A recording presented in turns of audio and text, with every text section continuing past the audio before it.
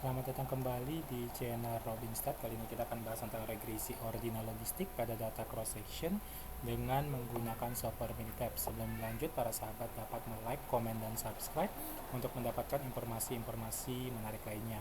Ya, regresi ordinal ini adalah regresi yang digunakan jika kita mempunyai variabel dependent, di mana variabelnya itu terdiri dari dua kategori ya, lebih dua kategori. Jadi variabel dependent itu data kualitatif, data kategorik, tapi kategorinya lebih dari dua dan memiliki urutan, atau dengan kata lain bahwa datanya itu bersifat ordinal ya. Misalkan kita ingin lihat nih bagaimana pengaruh social score dan jenis kelamin terhadap tingkatan dari TPA. Nilai TPA itu atau nilai SES kita kategorikan rendah, sedang, dan tinggi. Langsung saja kita ke latihannya.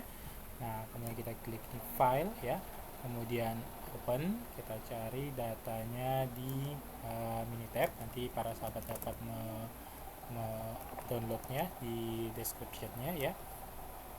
Sini data untuk regresi ordinal ya.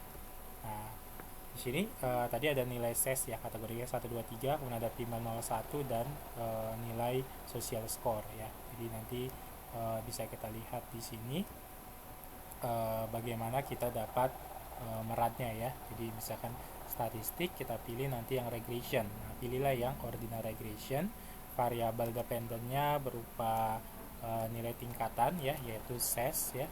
Nah, ini kita pilih di responnya SES, kemudian di ininya modelnya adalah variabel si female dan si social score ya.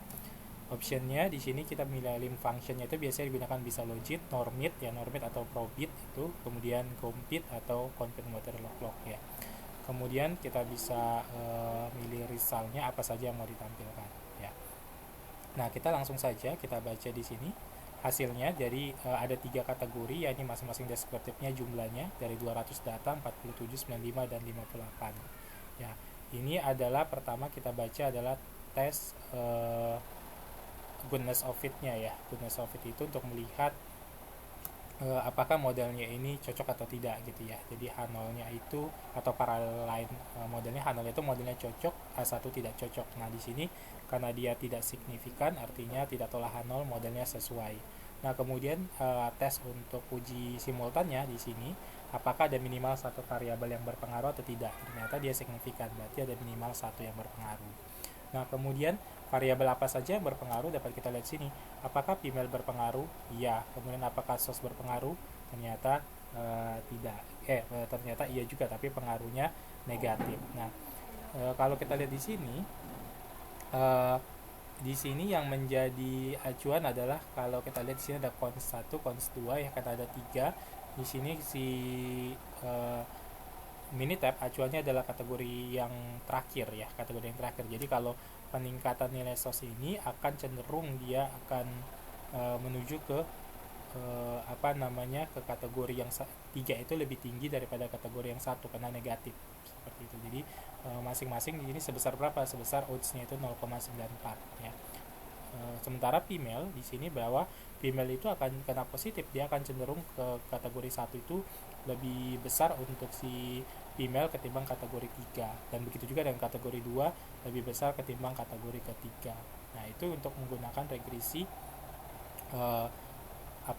regresi ordinal. Nah, satu lagi kalau kita misalkan menggunakan regresi multinomial logistik ya. Multinomial itu dia lebih kepada sama dengan ordinal, tapi y-nya itu merupakan variabel yang kategorik, cuman dia skalanya adalah nominal. Jadi dia tidak bisa diurutkan atau tidak bisa ditingkatkan ya.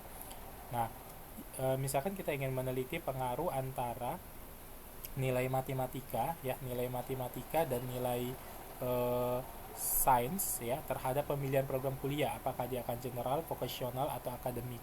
Nah, di sini kan general, vocational, akademik ini kan merupakan data nominal ya, tidak bisa dibilang bahwa general lebih bagus pada vocational atau vocational lebih bagus daripada akademik.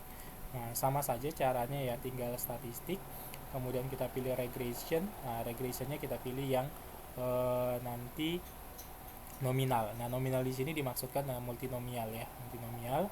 Nah, di sini nanti responnya adalah program ya, responnya adalah program. Kemudian di sini modelnya adalah tadi nilai matematika dan nilai sains ya.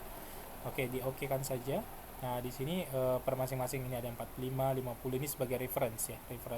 Reference-nya kita bandingkan dengan kode 1. Misalkan kode 1 adalah general ya.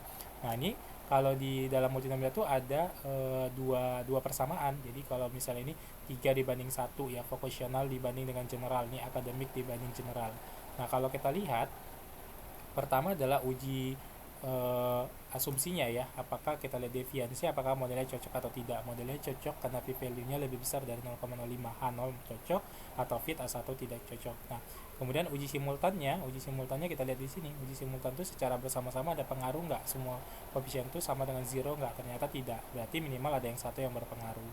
Nah, di sini kita memiliki pembanding ya. Pertama adalah untuk kategori misalkan general dengan akademik dengan general gitu.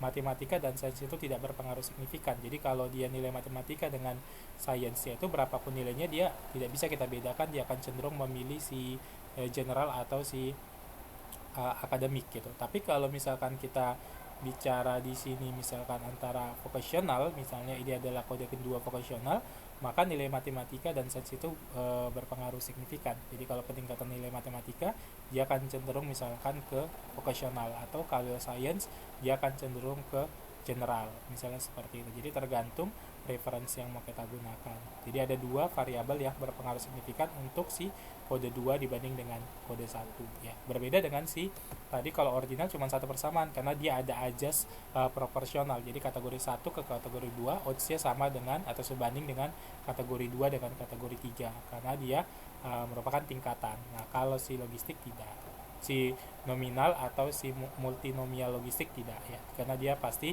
kalau ada 4 berarti ada 3 persamaan nanti dibandingkan dengan satu sebagai reference ya.